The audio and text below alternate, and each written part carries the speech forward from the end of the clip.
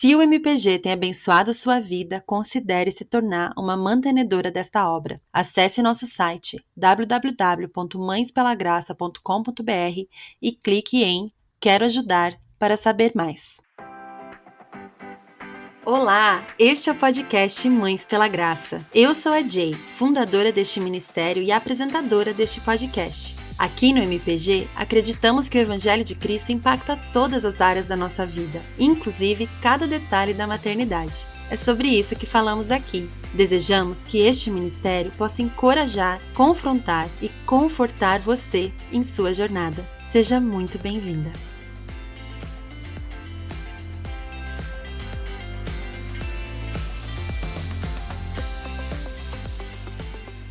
Olá, olá, querida Mãe pela Graça, seja muito bem-vinda a mais um episódio da nossa série Estações de Graça, onde a gente está falando sobre as várias fases da maternidade. A gente já falou um pouquinho sobre planejamento familiar, falamos aí da vida de tentante, falamos já da gestação e hoje chegamos a dois tópicos que a gente resolveu unir, pensando na convidada que veio aqui hoje falar com a gente.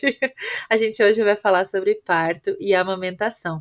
E a convidada que eu tenho aqui é a Nathalie Rodrigues, talvez você conheça ela como Doula na Missão.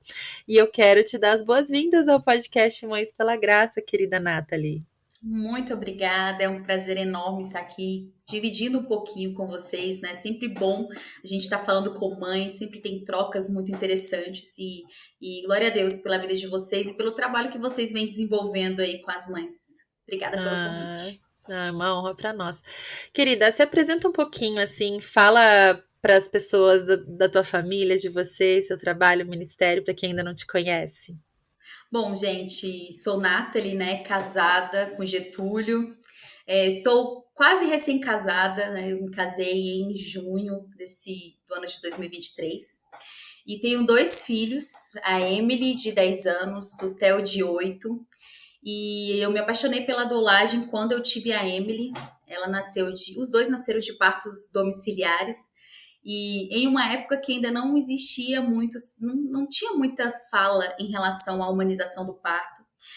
O próprio documentário Renascimento do Parto veio depois do nascimento da Emily, então foi um desafio por ter pouca literatura a respeito do tema e para convencer também, né, o pai deles a que a gente fizesse um parto domiciliar, numa era onde quase não existia a questão do parto domiciliar. Então, nessa época, eu precisei estudar muito a respeito de gestação, de parto, de pós-parto, porque além de ser mãe de primeira viagem, eu precisaria encarar um parto domiciliar que era crucificado pela sociedade. Então, foi uma época que eu estudei, vivi um parto sobrenatural, apesar de não estar na época, né, vinculada a nenhuma igreja, eu tinha um relacionamento com Deus, eu senti muita presença dele real e palpável ali na hora do nascimento da minha filha, e eu digo que ali foi uma virada de chave. Nasceu uma mãe, nasceu um ministério. A partir de então, eu me apaixonei pela doulagem, eu tive uma doula, e na época as doulas só existiam doulas místicas, né? E a minha foi uma delas, e depois de ter tido a Emily, eu fiquei, como que pode uma doula não ver Deus em todo o processo do parto, sendo que é algo tão extraordinário, algo tão espiritual, a chegada de um bebê nesse mundo, né? A própria gestação é um milagre. E isso para mim era incompatível e eu comecei a buscar e realmente não existiam doulas cristãs à época. Foi quando eu pensei, não, eu posso talvez mudar esse viés e atender mulheres sobre um olhar mais espiritual. Me formei doula. Só que quando eu me formei doula, eu fiz aquele curso de final de semana. E eu também achei assim, como que alguém pode se formar no final de semana e acompanhar uma família num momento tão ímpar e importante de vida, né, que é o parto. Então, no meu curso de doula, eu acabei não aprendendo tanto, uma vez que eu aprendi muito mais na prática e estudando, né, porque o curso ainda foi muito raso. Então, eu comecei a buscar cursos que fossem mais aprofundados e não existia na época. Então, foi bem numa época que eu fiz o curso de missões e eu consegui identificar, peraí, a doulagem é um campo missionário. é o momento que eu posso estar junto às famílias, discipulando esses bebezinhos, ensinando as famílias a discipular os bebês ainda no ventre. E aí uni missão e propósito, e passei a atuar na doulagem nessa perspectiva espiritual. Foi quando surgiu a minha escola de formação de doulas, trazendo essa perspectiva cristã, uma vez que não existia isso no mercado. Então, já estamos aí há quase 3 anos sendo formadora de doulas na cosmovisão cristã e nessa perspectiva missional mesmo, missionária. Que bacana, Nathalie. E algo que você falou é algo que eu já venho pensando há um tempo, assim, como a gente vê muito assim no mundo, nesse universo mais místico, né? Coisa meio de nova era, o povo aí mais assim, né? Não sei explicar, esse povo, né, mais místico aí e tal. Parece que nesse universo, esse tipo de viés mais natural para o parto é muito mais comum e propagado, né? E no meio cristão, assim, o que eu vi, cresci, né, como mulher no meio cristão, é que não se falava assim muito sobre isso, né, nas rodas de mães e conversas entre mulheres, assim que a gente vê, né? Eu cresci em um lar cristão, sempre estive com mulheres cristãs por perto, e o papo é sempre mais tipo assim, ai, poxa, Eva, né, mordeu o fruto, agora a gente vai sofrer, né? E assim, essa parece que esse é o único comentário das mulheres cristãs em relação ao parto. Vai doer, é para doer mesmo, a culpa é da Eva, e aí estamos aí, né? E parece que você buscar uma forma mais natural e você estar assim, né, conectada com a história do evangelho na hora do parto, parece que não tem a ver, né, com aquela mordida da fruta, né? Que a Sim. Eva fez lá no início, né? Então, eu queria que a gente trouxesse essa conversa um pouco assim para esse tema, né? De como que o parto, a Bíblia e a nossa cultura se relacionam. Será que a gente consegue casar essas coisas? Olha, realmente é um desafio já atuando com mulheres cristãs nessa perspectiva há mais de 5 anos. Eu percebo exatamente isso. Parece que a nossa. Eu vejo isso muito como contexto social da própria igreja, sabe? Que a gente vive num mundo instantâneo e o gerar, você não consegue ser instantâneo no gerar, você precisa esperar o tempo do bebê nascer. A mesma coisa em relação ao parto, você não consegue estalar os dedos e o bebê sair. Você precisa passar pelo processo. E eu acredito que pela própria industrialização, as mulheres na inserção do mercado de trabalho, isso afetou muito a igreja e o olhar da mulher para a maternidade. Então as coisas tinham que ser muito práticas, as coisas precisavam ter respostas rápidas, produtivas. E quando a gente traz para o evangelho, isso vai completamente contra aquilo que Deus destinou para nós, né? Quando a gente vai hoje para a igreja, a gente vê exatamente isso refletindo em todos os aspectos. Até na própria vida espiritual, as pessoas não conseguem mais serem mais intensas, mais, como é que eu posso dizer, mais profundas na busca pelo evangelho, vive um evangelho mais superficial. E isso, de certo modo, afetou as mulheres em relação ao parto, porque todo mundo quer fugir da dor. A maioria das pessoas querem anestesiar a dor. E diferente do que as pessoas pensam, né, Deus nos criou para sermos perfeitos, né, para sermos a imagem e semelhança dele. Então a mulher foi criada para gerar, para viver em harmonia com seu marido, para ter frutos. A gente sentiria dor, porque às vezes as mulheres acham, não, se não fosse por Eva a gente não sentiria dor. Só que lá em Gênesis 3,16 fala, multiplicarei sobremodo a sua dor. Então já existiria dor para parir. Só que ali, por causa da queda, essa dor foi multiplicada. Então, através da queda, o pecado entrou e nós perdemos aquilo que inicialmente Deus tinha planejado para nós. E aí vem os principais dilemas da mulher no dia de hoje: o sofrimento para o maternar, para o gerar, para o parir, para o nutrir, e a própria briga de sexos, né? Veio a questão do homem, da subversão do papel masculino e feminino. Então eu vejo muito que se colocou esse peso ali no pecado, né, de Eva. Uhum, uhum. Só que nós hoje vivemos uma redenção por parte de Cristo, né? Ele veio, tomou as dores. Isaías fala, né, que ele levou sobre si todas as nossas dores e a maldição que estava sobre ele, ele levou. Então a dor de maldição no parir, Cristo levou na cruz. Então, eu vejo muito a dor do parto hoje como algo fisiológico, porque a dor, ela é uma sinalização de que algo precisa de atenção. A dor do parto, ele é um sinalizador de que aquela mulher precisa de acolhimento. Porque imagina se a gente sente, a gente vai no supermercado, de repente o bebê tá nascendo, não tem dor, não tem preparo, não tá no ambiente certo. Então, o próprio trabalho de parto, ele vem no sentido de preparar a mulher. Peraí, ó, seu bebê tá chegando. Tanto que se a gente observa os mamíferos, os mamíferos, as fêmeas, elas se recolhem para parir os seus bebês, né? Então, o que eu vejo hoje é um resultado de pessoas que não querem passar pelo processo, né? Não querem Uhum. esperar o tempo do bebê nascer. Então, vem muito a pressa. Eu quero agendar logo uma cesariana porque meu corpo está me incomodando, porque a família já está me impulsionando, né? Não, tem que tirar esse bebê logo. E aí, muitas vezes, você fica escrava do que a sociedade está falando. E Uhum. aí, quando a gente volta para o evangelho, que eu acredito que seja essa temática, tudo existia um processo, né? Davi não foi rei desde que Samuel ungiu ele como rei.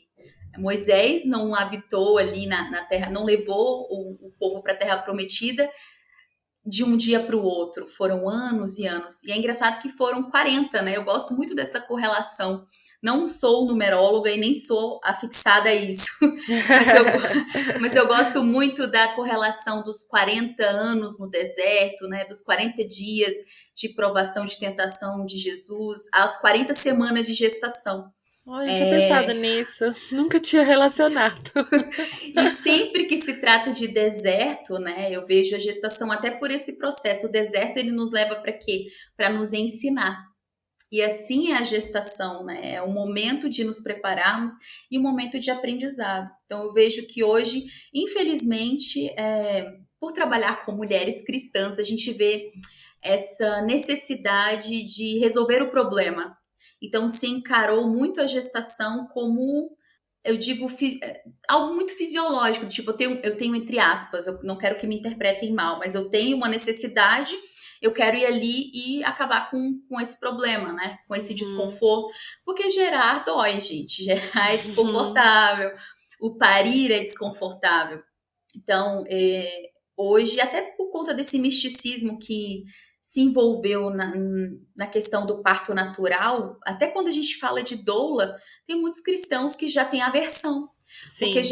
já vai pensando assim, peraí, é uma mulher mística, Deus que vai fazer eu comer placenta, geralmente é assim, vai me fazer comer placenta, vai me fazer elevar para o sagrado feminino. E, na verdade, a doulagem nada mais é do que levar essa família a se concentrar no que é essencial. Qual o sentido daquele nascimento? Uhum. Qual o propósito desse bebê vir a esse mundo? Será que a minha família está preparada para viver esse propósito? Porque meu corpo, Deus fez o meu corpo apto para gerar, parir e nutrir, faz parte da minha essência feminina, né? Então, é um processo de entrega. Eu gosto muito de falar do parto, como Romanos fala, né? Apresentei os vossos corpos em sacrifício vivo, Uhum. santo e agradável a Deus, que é o culto racional. Então, eu vejo muito esse trabalho de parto e o parto como, acho que o maior ato da mulher em toda a sua trajetória de vida, como sacrifício do próprio corpo. Acho que em nenhum outro momento ela sacrifica tanto o corpo quanto no gerar e no parir e no nutrir. Sim. Sim, é verdade.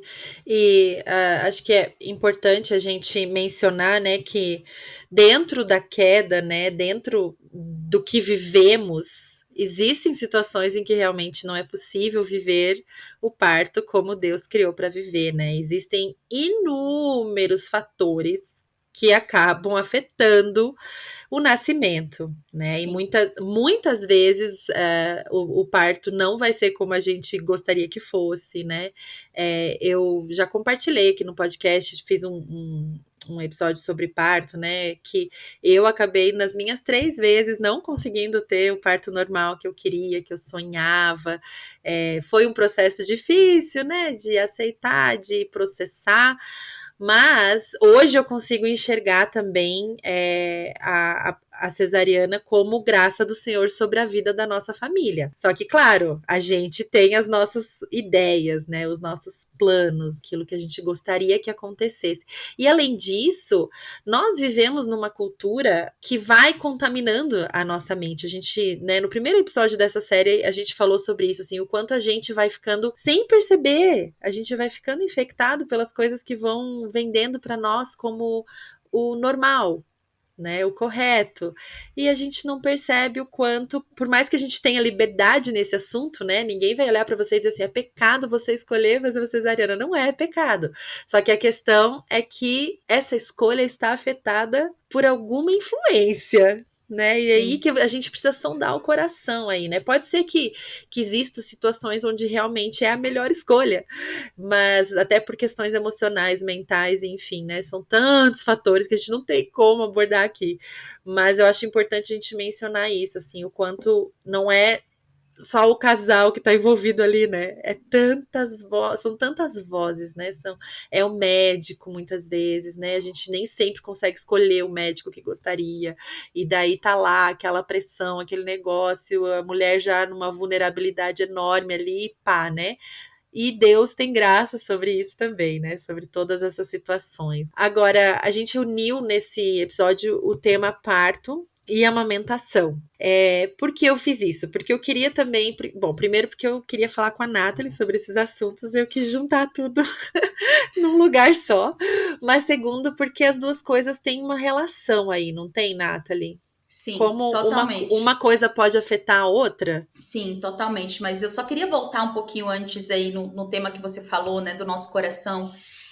Eu vejo a cesariana, eu vejo a doula, a fisioterapeuta, a própria analgesia como métodos de graça do Senhor, de Ai, redenção. exatamente. Redenção para nós, né?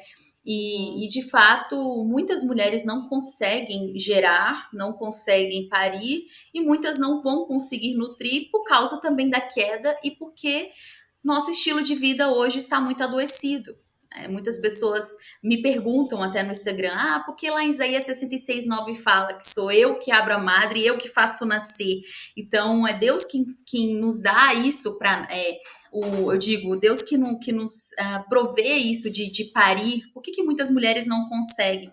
Justamente por causa do nosso estilo de vida adoecido. Eu poderia citar inúmeros Uhum, malefícios aqui, como a má gestão do sono, a má nutrição.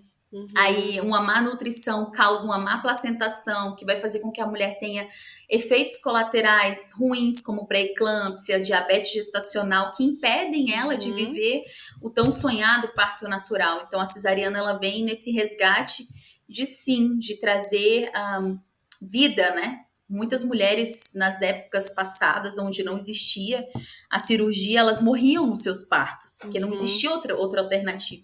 Então eu vejo isso como graça de Deus, sim. Eu acho que não é parto natural a qualquer custo. Eu acho que a uhum. gente tem que, de fato, colocar o nosso coração, sondar o nosso coração.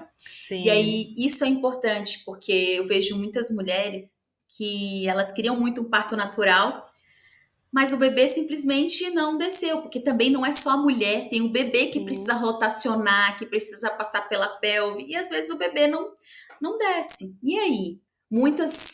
Eu vejo que a maioria que sai muito frustrada, e eu, como doula, preparo as famílias para os dois cenários, porque eu não quero uma mulher com depressão pós-parto depois, porque ela precisou ir para um desfecho de cesariana, que é o que mais acontece, é entender a graça soberana de Deus até nisso, na Sim. própria cesariana. E quando Deus, em toda a sua soberania, permite que isso aconteça, muitas vezes é para nós refletirmos onde está o nosso coração. Uhum. Porque o que eu tenho visto, até das mulheres cristãs que agora estão nesse movimento do parto espiritual, né, de viver isso, é usando o parto para esfregar na cara das outras que elas são inferiores como mães, sendo que isso não existe biblicamente. Uhum. E muitas também falando da cesariana e criticando quem tem parto natural, como tipo, o problema é seu se você quer sofrer, eu não vou sofrer. Então a gente precisa investigar a motivação do nosso coração e não colocar a via de nascimento como ídolo. Uhum. Porque eu vejo isso muito de quem milita muito, é o caso do meio que eu convivo, né? Das Uhum. doulas, que militam muito pelo parto natural, e eu acredito, eu vou falar um pouquinho sobre os benefícios da amamentação, do parto natural, mas Uhum. muitas vezes isso acaba sendo o nosso ídolo. E para Uhum. Deus, ele não vai olhar isso, né? Ele vai olhar o nosso coração pecaminoso, de, sei lá, eu conheço pessoas que queriam ter parto natural em casa, com filmes, filmando e tendo toda a equipe para fazer disso o impulsionamento dela nas redes sociais. Uhum. E aí o ídolo do coração, a gente perde a essência. Exato. Tem uma Uhum. frase que é bem famosa no meio da humanização do parto que fala que de Michel Oden, que fala que para mudar o mundo precisamos mudar a forma de nascer. Eu não acredito nessa frase, nesse sentido. Eu acho que a forma de nascer, cesariano ou parto normal, não vai mudar o mundo. O que vai mudar o mundo é o sentido daquele bebê vir ao mundo e de pais que estejam com o coração no lugar certo. Uhum. Então, Amém, amém. É sempre, gente, é toda essa série inteira a gente tá falando isso, né? Vai pro coração. Você pode conseguir fazer o parto natural lá, com um monte de gente orando e louvando, e seu coração tá lá no lugar errado, né? Idolatrando aquele exatamente. momento e nem, né? Nem reconhecendo a sua fraqueza, mas se sentindo assim, nossa, olha, eu consegui, né? Eu sou muito poderosa.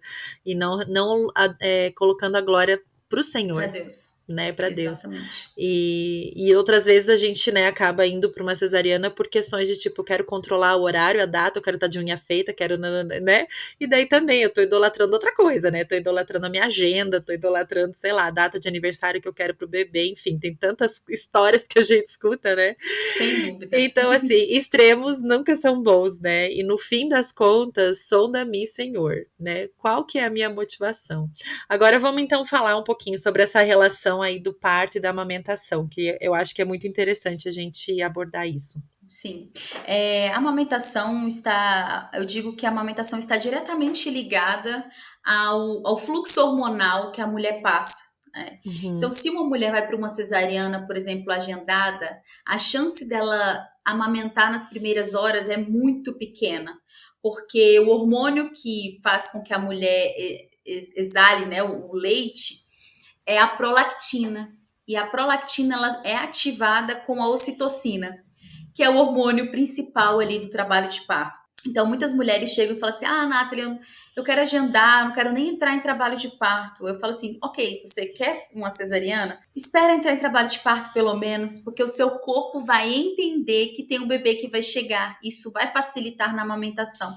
Então, sim, o trabalho de parto, ele influencia diretamente na amamentação e até o vínculo inicial do bebê com a mãe, né? Porque vai fazer com que produza ainda mais essa ocitocina.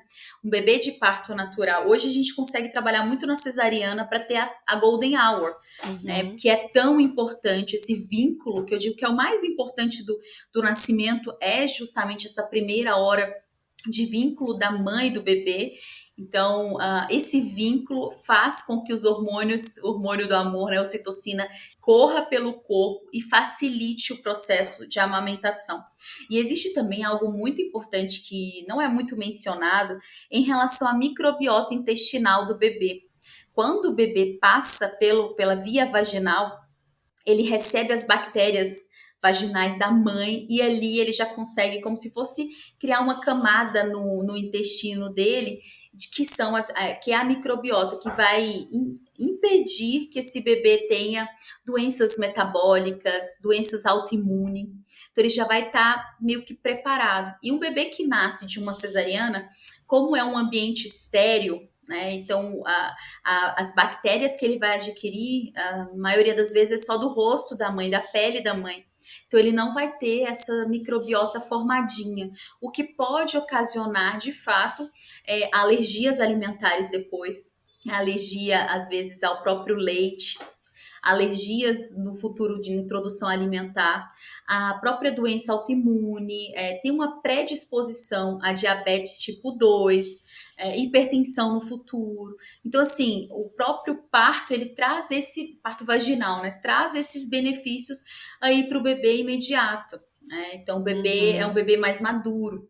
Outro ponto também é que um bebê que nasce sem passar pelo processo do trabalho de parto, eu brinco que é mais ou menos assim, é você arrombar a porta, entrar e mandar todo mundo sair de casa. Tipo, sai dessa casa que você vai para outro lugar. É diferente do que você está se preparando. Peraí, eu vou me mudar, então eu vou arrumar a caixa, vou organizar as coisas e sair. Então, o bebezinho que nasce de cesariana agendada, ele pode, inclusive, ser um bebê prematuro, porque uma das sinalizações que o bebê está maduro é o pulmãozinho estar formado. E o pulmão emite, né, sinais que o bebê está pronto. E aí o corpo começa a startar o trabalho de parto. E muitas vezes, as mães que agendam, às vezes o bebê pode não estar 100% pronto, porque o pulmão não emitiu o sinal, né, ali de entrar em trabalho de parto. E o próprio trabalho de parto faz aquele bebê ser mais ativo, porque ele precisa trabalhar muito para nascer, ele precisa rotacionar, então ele trabalha muito. E um bebê mais ativo é um bebê que automaticamente vai pegar mais rápido o seio da mãe e vai impulsionar ali pela mamada a descida do leite, que só acontece após o terceiro dia. É bom ressaltar isso, porque às vezes as mães acham que teve o bebê, o leite já vai descer. E não, existe um colostro antes, o leite geralmente desce entre o terceiro e o quarto dia de vida. Então, esse bebê, por ser mais ativo, ele vai pegar o bico do peito e ele vai forçar isso, forçar que o leite saia. E um bebezinho que não passou por esse processo, ele vai ter um pouquinho mais de dificuldade, porque ele vai estar com resquícios da anestesia. As pessoas não falam também sobre isso, mas a anestesia que se toma tanto no parto natural, às vezes para analgesiar, mesmo em pequena quantidade, passa para o bebê, e a mesma coisa numa cesariana. Então, o bebê pode nascer um pouquinho mais lento por causa do efeito da anestesia e ter um pouquinho de dificuldade de começar a amamentar. E aí o que acontece é o desespero das mães, né? De não entender que é uma adaptação do bebê com a mãe. E aí muitas vezes vem a pressão familiar do tipo, esse bebê tá com fome, ele tá chorando porque ele tá com fome. E não teve o tempo hábil de o bebê entender que veio para o mundo, o corpo da mãe entender que tem um bebezinho ali e os dois se conectarem, assim, iniciar a amamentação. Então acaba intervindo. E aí é igual no parto, uma intervenção chama outras intervenções. Então dá o leite para o bebê já nas primeiras horas de vida, o leite artificial vai prejudicar a amamentação. Dar mamadeira para esse bebê vai prejudicar na questão do bico do seio materno, da adaptação. E isso só vai virando, eu digo, uma bola de neve, né? E aí depois para a mãe conseguir, naquele mundo de informações que é o pós-parto, no mundo de hormônios, né? Muitas vezes ela vai estar debilitada, seja pelo parto natural ou pela cesariana, ela vai estar fragilizada, com o corpo doendo, os seios doendo, porque a amamentar racha o bico do peito. Então, assim, é toda uma adaptação, ainda ter que processar isso, é muita informação para aquela mãe e às vezes muitas abandonam a amamentação porque no início não deu certo. E é bem essa questão das vozes que vão sendo faladas, é muita coisa, é muita coisa. E eu acho muito difícil uma mãe de primeira viagem conseguir calar essas vozes e realmente se concentrar naquilo que ela deseja fazer e que ela, né, praticar meditação com o Senhor e tal. É difícil, gente. É muita coisa ao mesmo tempo, né? Tá morrendo de dor, tá morrendo de sono, tá confusa e as vozes vão vindo, vão vindo, vão vindo. É realmente um momento delicado, né? Muito delicado. Queria ter te conhecido 6 anos atrás. Porque, olha, você, assim, eu passei casos muito típicos, assim, sabe? Principalmente com o primeiro e com o segundo e terceiro foram situações diferentes, mas com o primeiro foi caso muito típico, assim, de não conseguir calar as vozes, de ficar muito confusa, de simplesmente vai na onda e estão falando e tá, vai, e o negócio, de repente, quando você vê, não era nada daquilo que você teria escolhido se não fosse tantas influências, né? E ainda assim, gente, graça, o Senhor é bom, o Senhor sustenta e, né, dá tudo certo, tá todo mundo saudável, forte, mas é realmente difícil emocionalmente pra mulher, né? É tanta influência, é coisa demais, né? É muita coisa e a vulnerabilidade, né? Porque uma coisa é você ter um monte de vozes quando você está consciente, quando você está no seu estado normal, quando o seu corpo Uhum. está funcionando bem. Outra coisa é quando você está ausente, sem dormir, com o corpo doendo e com os hormônios e todo o rearranjo familiar. Então, o que eu gosto de falar para as mulheres é faça um plano pós-parto também. Às vezes se foca muito no plano de parto, que é importante, né, para sinalizar os seus desejos em relação ao parto, mas o parto é um momento tão pequeno comparado ao pós-parto, e muitas mulheres esquecem de que existe um pós-parto. E aí, quem são as pessoas que você vai querer dentro da sua casa?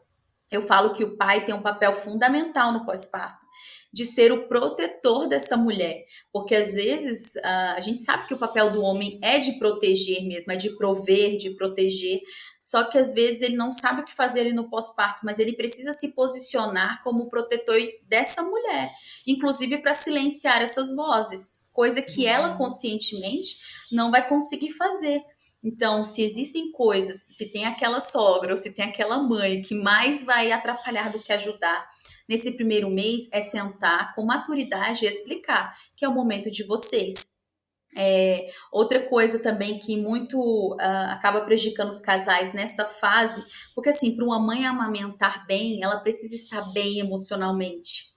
E se é uma mãe que gosta de ter controle, isso vai acabar bagunçando ainda mais, porque a gente não tem controle. Se tem algo que Deus nos ensina na maternidade, é que a gente não tem controle sobre nada. Mas Exatamente. É a primeira grande lição. exatamente. Então, assim, no pós-parto, você antes sentar e conversar com seu marido, ó, vamos conversar aqui. Eu não vou estar bem emocionalmente, provavelmente, eu não vou estar bem fisicamente. Então, vamos começar a estabelecer aqui o que cada um vai fazer, quais são as pessoas que nós queremos por perto. Se eu sinalizar assim, olha, não tá legal, vamos tentar blindar a nossa casa para que isso não aconteça.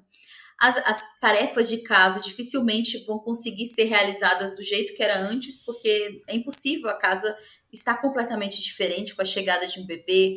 Talvez separar marmitas, né, comidas para já deixar Uhum. estocadas. Isso ajuda muito a família a se dedicar ao bebê naquele primeiro mês, que eu acho que é o turbilhão. Os 3 primeiros meses são Uhum. os mais desafiadores, mas aquele primeiro mês é muito desafiador. E o pai também está de olho na mulher. Peraí, minha mulher está muito Uhum. abatida? Será que eu não posso indicar para ela ficar, sei lá, 10 minutos no banheiro, tomando um banho demorado, ouvindo uma boa música? Isso vai ajudar a fluir na amamentação. Uhum. Outra coisa também que é importante é que os dois entendam e sejam conscientes com o desejo de amamentar, porque a gente sabe inúmeros benefícios que tem a amamentação para o desenvolvimento do bebê, cognitivo, fisiológico, são muitos benefícios, mas muitas vezes, se a gente não tem muito claro os benefícios, na primeira dificuldade a gente vai recorrer à fórmula, porque é o caminho mais fácil. E eu vivi isso com uma doulanda minha. E é engraçado que eu falo que a bombinha elétrica é um item indispensável no enxoval. Se eu fosse colocar o top 5 seria a bomba elétrica. E eu fui na casa dela para ver ela, porque o marido me ligou chorando, desesperado, porque ela queria dar fórmula para o bebê no quarto dia de vida. E apesar dela ter tido uma cesariana, ela teve uma cesariana intraparto, então ela viveu o processo do parto, foi estabelecida a amamentação. E eu fui lá para entender o que estava acontecendo. E ela ia dar fórmula para o bebê, porque o bebê estava com fome e ela não conseguia amamentar porque ela sentia muita dor nos seios. E aí eu fui e perguntei para ela, cadê sua bombinha? Ela tinha esquecido que ela tinha uma bombinha.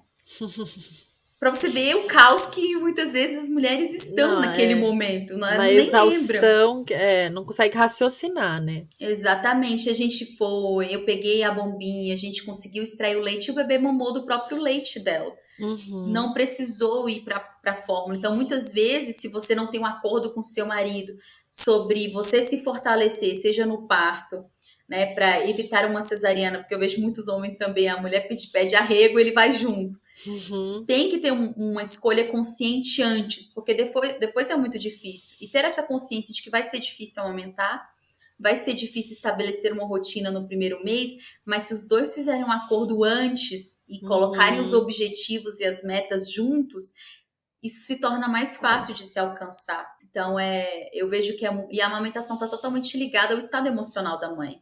Total. Não é só fisiológico, né? E às vezes, Uhum, quando a gente vai na raiz do problema, que eu gosto muito de conversar no pós-parto, às vezes influencia, inclusive, a relação que essa mulher teve com a mãe dela. uhum. Influencia na amamentação. Então, são aspectos importantes para a gente levar em conta e entender que vai ser difícil, mas quanto antes você antecipar, no sentido de criar planos para lidar com as situações, melhor vai ser quando você passar pela situação. É. Nossa, é realmente algo bem profundo, né?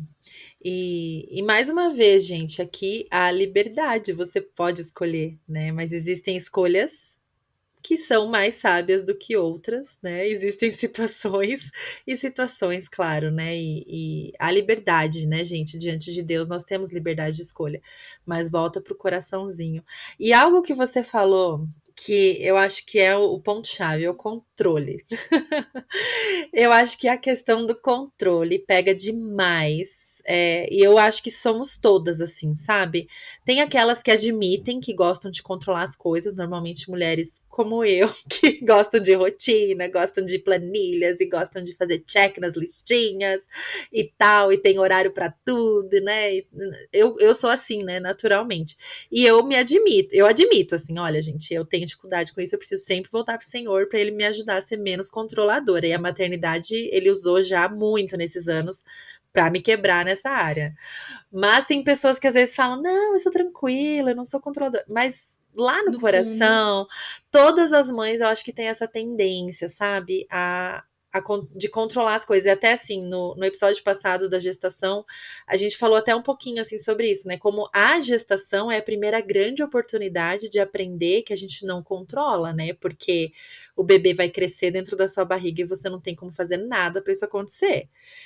Uma célula junta com outra e vai, daqui a pouco é um ser humano. Como assim? É só Deus que pode fazer isso, né?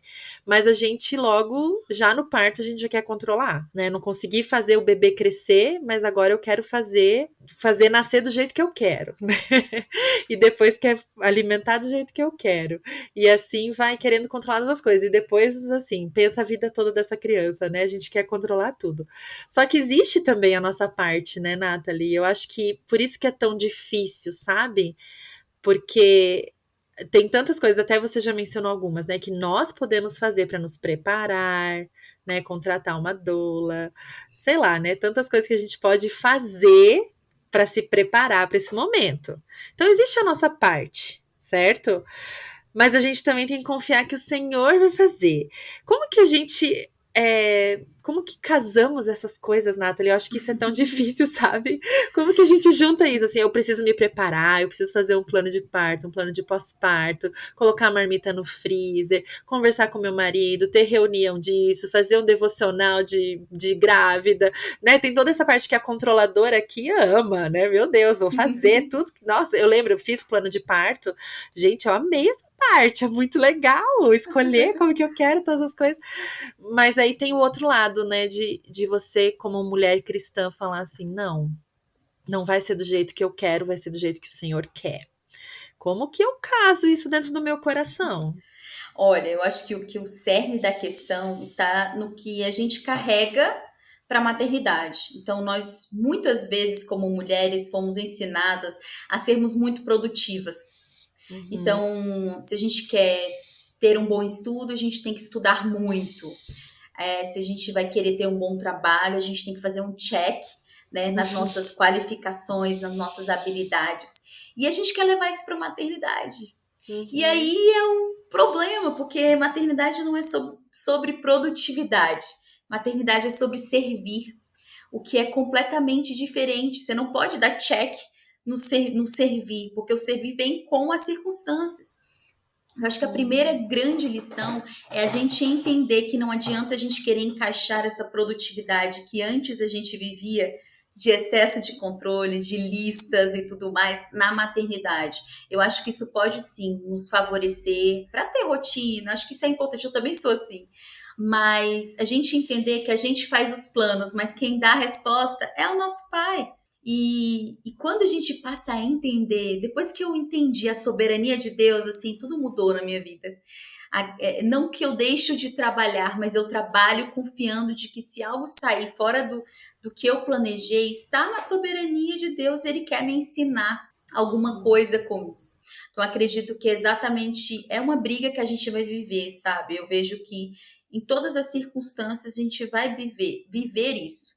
As mulheres que querem controlar demais o parto são as que mais sofrem no parto, porque no parto você tem que entregar, você tem que confiar. E na maternidade, no gerar, é a mesma coisa, como você falou, gerar. E a minha obstetra falou isso para mim esses dias, né? Eu tô gerando a Aurora e Deus tem Uhum. me ensinado Ah, muito. acho que você não mencionou no Não começo, né? mencionei, exatamente, eu tô gerando a Aurora e eu estou vivendo uma fase completamente diferente agora, né? Em relação ao parto da Aurora, em relação à chegada dela. Então, assim, e o que Deus mais tem me ensinado é que eu não tenho controle sobre nada. E a minha obstetra tem me ensinado muito sobre isso, porque eu tive alguns, algumas emergências nessa gestação que eu nunca tive nas outras. E ela falou assim para mim, num dia que eu estava muito angustiada, Nathalie, você não pode fazer nada, quem segura esse bebê no seu ventre é Deus. Então, nada do que você fizer ou deixar de fazer vai mudar esse cenário, uma vez que ele que dá vida, ele que tira a vida.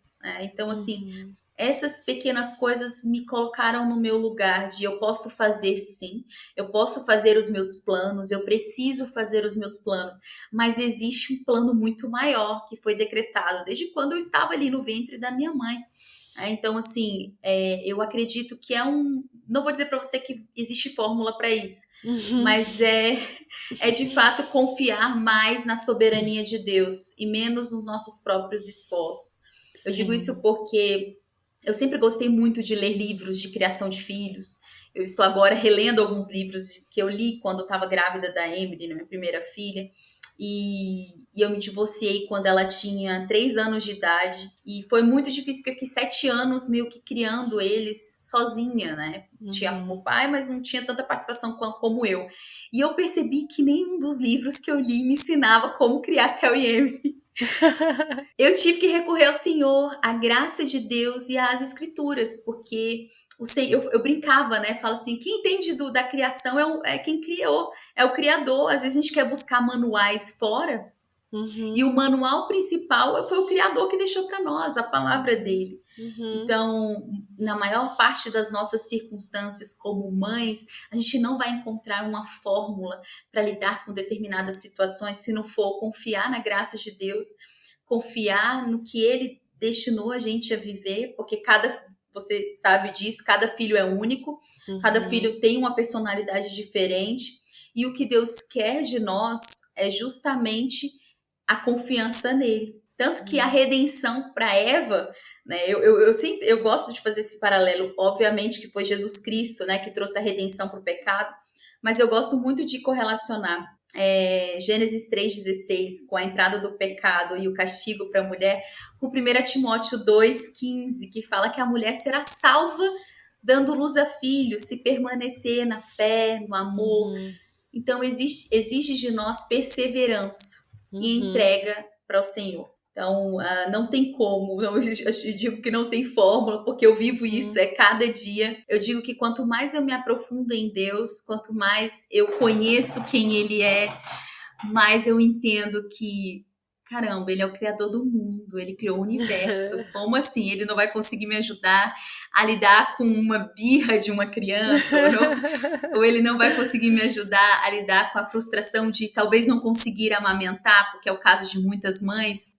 né? Então, é confiar em Deus. É difícil? É, mas acho que a chave é ter mais tempo Uhum. com Ele, né? Ter mais tete a tete com Exato. Ele. Exatamente, é isso que você falou. Eu já ia falar. Essa é a chave. É você gastar mais tempo buscando a ele do que fazendo seus checks e suas listas e suas planilhas aí, né? E eu acho assim, eu consigo ver assim, nesse pequeno relato seu e na minha trajetória e por tantas amigas, né, que a gente conversa com tantas mães, você, eu também, o quanto Deus é gracioso de nos dar tantas oportunidades para parar de ser controladora. Gente, ele dá um monte de oportunidade, assim, e a questão é que às vezes a gente não tá percebendo, sabe? Justamente porque a gente não tá gastando tempo com ele, a gente não tá ali, né, conectada ao Espírito Santo de verdade, a gente tá deixando assim passar, não tá colocando essas coisas diante do Senhor, né? E ele dá tantas oportunidades, né? Veja só, ninguém quer passar por emergências na gestação, mas hoje você olha e fala assim: olha ali, eu precisava aprender de novo que eu não tenho controle das coisas. E eu, assim, né, já compartilhei aqui no ministério algumas vezes quanto eu achava que eu ia ser uma mãe assim, uhul, sabe? Porque eu sonhei demais com isso, né? Aí eu já sei como que eu vou fazer, né? Ai, Senhor, né? Já começou no parto. E aí foi, né? O Senhor tratando meu coração. Eu precisava disso, sabe? E é graça do Senhor, gente, é graça. Ele quer nos ensinar, ele quer que a gente confie nele e ele nos dá oportunidades. A gente precisa estar sensíveis, atentas a essas oportunidades, né? Silenciar as vozes externas, né? Para É, ouvir a voz do Senhor, nos uhum. direcionar. Perfeito. E agora já indo um pouco para o final da nossa conversa aqui, o que que a gente pode dizer aí para aquela mulher que fez todas as coisas, né? Assim, todas as questões, né? Fez tudo o que precisava ser feito durante a gestação, seguiu as recomendações, tanto para o parto quanto para a amamentação, mas mesmo assim, por algum motivo aí dentro da jornada, não foi possível. Ou não foi possível fazer o parto, né, que ela planejou, ou não foi possível amamentar, alguma coisa aconteceu aí no meio do caminho, físico, emocional, mental, que seja, né? O que que a gente pode dizer para essas mulheres, Nathalie? Deus é soberano e ele tem um quadro completo. Às vezes ele nos proporciona estar em situações que a gente não gostaria de estar, porque ele sempre quer nos ensinar algo. Às vezes ele quer nos ensinar de que a gente não precisava daquilo que a gente tanto desejava. Ou às vezes ele pode nos ensinar para aquilo ser uma oportunidade de gerar cura em outras mulheres, de poder compartilhar, poxa, eu fiz e mesmo assim aconteceu isso, porque a gente faz planos, mas é Deus quem dá a palavra final. E muitas vezes a gente não tem o quadro completo, como o nosso Deus tem, mas ele derrama a graça dele para nós todos os dias, para que a gente possa passar pelas dificuldades, mas ele está conosco. E na maternidade, muitas vezes é isso que vai acontecer. As coisas não vão sair do jeito que a gente planeja, as coisas muitas vezes vão sair completamente diferentes daquilo que nós planejamos, mas nós temos um Pai que zela por nós, um Deus que não falou na Bíblia que a gente não passaria por problemas, pelo contrário. A Bíblia é um recheio de pessoas que passaram por inúmeros problemas. Mas ele falou que estaria conosco, apesar de, né? Apesar dos problemas, apesar das circunstâncias, dos planos não efetuados, Uhum, dos checklists não preenchidos. Ele uhum, está conosco, ele sempre quer nos ensinar. E ele quer nos ensinar nisso, de uhum, que a gente não venha se apoiar no nosso próprio entendimento, uhum, porque às vezes a gente se apoia muito na nossa sabedoria, no quantos livros nós lemos, no quanto nós nos preparamos. Às vezes a gente se apoia na equipe, ao invés de se apoiar em Deus. Eu queria ter uma doula, eu queria ter um obstetra, contratei o melhor e ainda assim não tive o meu parto dos sonhos. Será que eu estava confiando mais na equipe ou em Deus no processo? A gente faz a nossa parte, né? Mas é Deus quem dá a resposta. Então, acho que uhum, para quem está nos ouvindo e porventura não viveu o parto que sonhou, ou queria muito amamentar e não conseguiu, o que eu posso dizer é o que Paulo diz, né? O que Deus disse para Paulo: a minha graça te basta. E o poder do Senhor se aperfeiçoa na nossa fraqueza. São exatamente esses momentos que mais nos ensinam. Amém. Agora vocês entenderam por que eu queria a Nathalie aqui, né?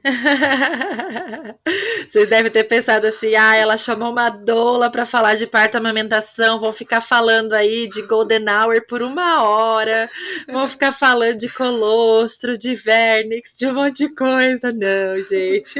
A gente está aqui para falar da graça do Senhor em todas as situações, né? E esse tom de graça que você, né, falou, assim, é perfeito, assim, porque não adianta a gente militar essas questões, né? E olha só, a gente vindo de uma doula que trabalha com isso, que incentiva isso, né? Nós não somos chamadas a militar causas humanas, né? Nós somos chamadas a militar apenas a causa do evangelho. E podemos fazer isso através dos nossos trabalhos, né? Aqui na Terra, Sim. cada uma nos seus propósitos, né? Mas que lindo, Nathalie, que lindo. Nossa, muito obrigada, viu, por você ter aceitado o meu convite e gastado esse tempinho aqui comigo. E antes de você ir embora, eu quero que você responda a nossa perguntinha aqui do quadro final da nossa série.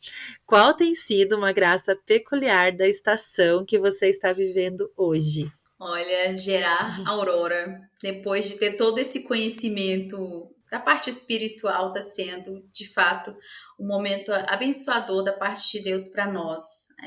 Eu estudei bastante e vivi muito intensamente a maternidade do Theo e da Emily, o parto, a gestação, mas eu não pude desfrutar do que hoje eu conheço, que é viver na dependência de Deus, que é ter esse discipulado intencional desde o ventre com o bebê, porque eu não tive essa oportunidade com os outros dois.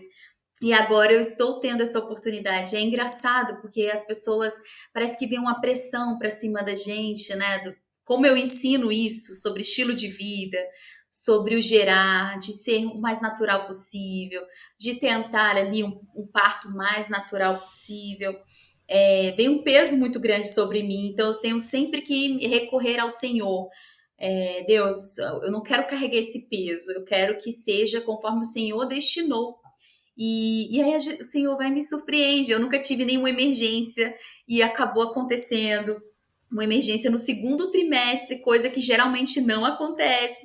Então, assim, saiu da curva e eu pude perceber que, assim, é o Senhor quem está cuidando. E muita gente vira para mim e fala assim: e aí, vai ter o terceiro parto domiciliar? E hoje, com maturidade, como alguém que busca entregar o controle para o Senhor, eu falo: vai ser o que Deus quiser que seja. E é engraçado porque eu já fui muito militante, eu já fui muito idólatra em relação ao parto, eu já fui aquela mulher que achava que eu era melhor que as outras porque eu pari naturalmente, porque eu não tive nada, e o Senhor simplesmente me quebrou e me colocou no meu lugar, de que estamos todos tendentes para o pecado, e esse era um ídolo do meu coração. Então, hoje, quando me perguntam, eu falo: se eu tiver um parto domiciliar, vai ser pela graça de Deus, vai ser porque Ele quis. Eu não tenho aversão ao hospital, porque eu tive 2 bebês em casa. Pelo Uhum. contrário, eu acho que hoje, já atuando como doula, vendo os hospitais, eu vejo que os hospitais estão preparados para ter um nascimento respeitoso. Então, eu entrego para Deus, assim como, por exemplo, talvez eu não consiga amamentar, como eu amamentei os meus 2 primeiros. E tá tudo bem se isso acontecer, porque eu sei que o foco é sempre glorificar a Deus através do meu corpo como sacrifício de trazer um bebê, através da minha devoção a Ele e passar para os meus filhos isso. Então hoje eu vivo realmente uma estação de entrega para o Senhor, o que é difícil porque eu sou uma mulher extremamente controladora, gente. Mas Deus a cada dia me ensina mais, que eu tenho meditado muito nas últimas semanas sobre Mateus 6, do 24 em diante, que fala que por que você está se preocupando com isso se até dos lírios do campo eu cuido? Então eu estou me apegando a isso. O Senhor sabe de todas as coisas e está sendo muito interessante viver essa estação dessa forma, tendo esse olhar. Que lindo. Que bênção, tão gostoso de te ouvir, Nathalie. Obrigada, viu? Obrigada por compartilhar com a gente. E, bom, talvez quando o episódio estiver indo ao ar, talvez a Aurora já esteja aí nos braços, eu não sei ainda a data, mas te desejo, assim, uma continuação da gestação, né, dessa espera, com muitos aprendizados graciosos do nosso Pai, que Ele continue te abençoando e cuidando aí da vida de vocês, e que seja um parto cuidado pelo Senhor e guiado pelo Espírito Santo, querida. Amém. Muito obrigada. Obrigada a cada um que ouviu a gente aqui até o final. Foi realmente um prazer poder compartilhar tantas coisas que eu amo falar, né? Mas com mulheres que estão aí receptivas a receber, mas principalmente ouvir mais sobre a graça de Deus nessa estação das nossas vidas. Amém, querida, muito obrigada. E você, ouvinte, não importa qual estação você esteja vivendo hoje, eu desejo a você uma semana abençoada, minha amiga agraciada. Muito obrigada por estar por aqui mais uma semana. Acesse o nosso site www.mãespelagraça.com.br para conhecer outros conteúdos e siga-nos no Instagram, no @mãespelagraça, para ficar sempre por dentro das novidades do MPG. E não se esqueça de nos contar se esse episódio encontrou seu coração de alguma forma. É sempre uma alegria saber.